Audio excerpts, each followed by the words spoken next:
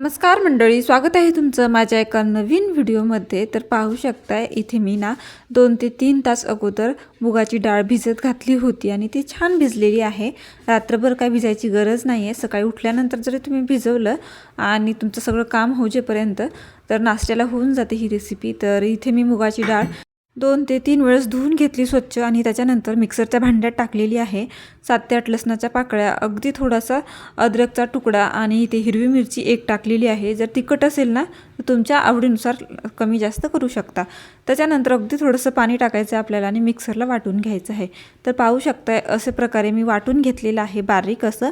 आता एका मोठ्या बाउलमध्ये टाकून घ्यायचं आणि जे राहिलेलं होतं ते सुद्धा मी वाटून घेतलेलं आहे। त्याच्यानंतर ना अशा प्रकारे बॅटर आपलं तयार झालेलं आहे, एकदम बारीक असं।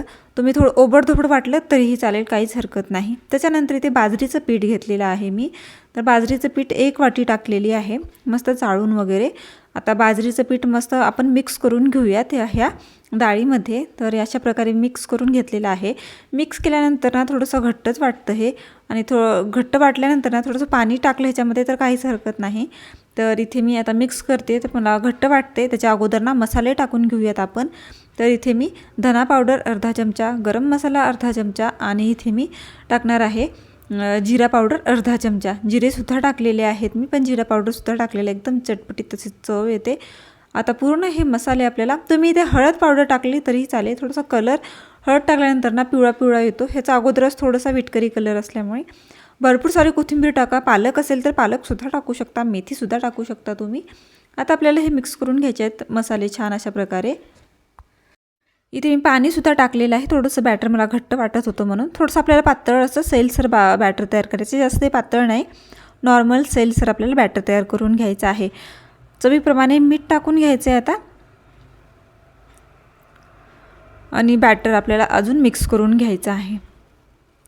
आता हे बॅटर जे आहे आपलं रेडी झालेलं आहे। अगदी थोड्या वेळामध्ये झटकीपट सकाळी नाश्ता बनवायचा असतो, खूप घाई असते, टिफिन बनवा, नाश्ता बनवा आणि पूर्ण कामं तसेच राहतात, तेव्हा तुम्ही ही रेसिपी नक्की ट्राय करा। त्याच्यानंतर तुम्ही डोसा पॅन घेऊ शकता किंवा अशा प्रकारे पॅनसुद्धा घेऊ शकता। त्याच्यामध्ये तेल टाकून घेतलेलं आहे। तुम्ही तेल लावून जरी घेतलं तरी काहीच हरकत नाही, तुम्हाला वाटत असेल की तेलाचा जास्त वापर होतोय म्हणून अगदी थोडंसं लावून घ्यायचं। त्याच्यानंतर आपल्याला हवा तसा डोसा पसरवून घ्यायचा आहे। तर मी इथे उत्तप्पासारखं डोसा पसरवून घेते आहे, तर जास्त पातळ नाही, अशा प्रकारे दाटसर असा डोसा पसरवते आहे। तर आता डोसा आपल्याला खालून छान भाजून घ्यायचा आहे आणि त्याच्यानंतरच आपल्याला पलटवायचं आहे। वाटलंच तर वरून थोडंसं कोरडं कोरडं पडत वाटतंय की कोरडं पडले, थोडंसं तेल टाकू शकता किंवा तुम्ही ब्रशने अशा प्रकारे ते लावून पण घेऊ शकता। आता खालून छान भाजला आहे तर पलटवून टाकते आहे। तर पाहू शकताय किती मस्त जाळी सुटली, ह्याच्यामध्ये काही कोणता इनो टाकला नाही ना, खायचा सोडा टाकला नाही किंवा फर्वेंटसुद्धा केलं नाही आहे आपण, तरी मस्त जाळीदार आपलं हे जे उत्तप्पा पराठा म्हणू शकता किंवा उत्तप्पा म्हणू शकता, काही म्हणू शकता, मस्त रेडी झालेला आहे। जर तुम्हाला इतकं असं जाड नको आहे तर तुम्हाला पातळ पाहिजे तर पातळसुद्धा बनवू शकता तुम्ही। तर हा रेडी आहे पहिला आपला, एकदम मस्त असा। पाहू शकता किती छान कलर आलेला आहे। जर तुम्ही हळद टाकली ना याचा कलर थोडासा पिवळट होतो, पण मी हळद टाकली नाही आहे म्हणून असा छान असा कलर आलेला आहे। दुसरा मी पातळ बनवून दाखवते डोसा। तर डोसासारखा सुद्धा पातळ एकदम कुरकुरीत होतं। तर पाहू शकताय मी अशा प्रकारे पसरवून घेते, आपल्याला हवं तितकं पातळ पसरवून घ्यायचं आणि छान असा पातळ डोसासुद्धा तयार होतो याचा। तर पातळ पसरवून घेतलेला आहे आणि वरून आपल्याला तेल टाकायचं आहे, म्हणजे कोरडं नाही पडणार।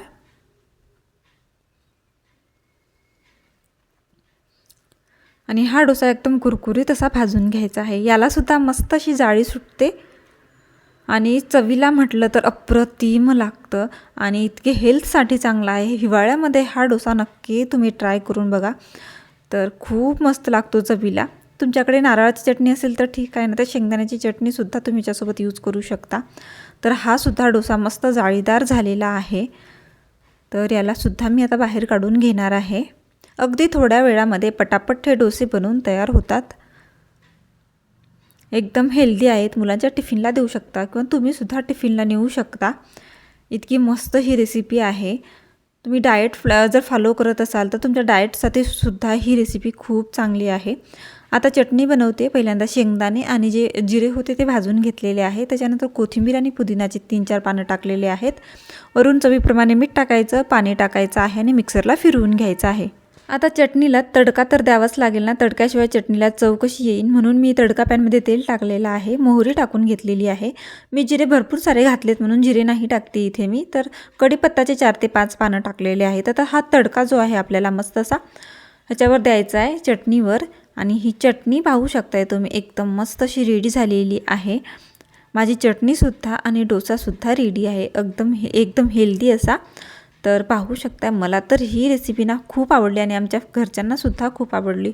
तुम्हीसुद्धा ट्राय करा, तुमच्या घरच्यांना खूप आवडेल। एकदम तेल आपल्या मनावर असतं, तेल किती यूज करायचं, कमी जास्त। माझ्या रेसिपीत वाटत असेल तुम्हाला जास्त, पण तुम्ही कमीसुद्धा करू शकता। आता जाळीदार डोसा आणि चटणीसुद्धा रेडी आहे। तुम्ही मस्त असा आनंद घेऊ शकता थंडीमध्ये। आणि व्हिडिओ आवडला असेल तर माझ्या व्हिडिओला काय करायचे ते तुम्हाला माहीतच आहे, लाईक, शेअर आणि सबस्क्राईब। Bye bye.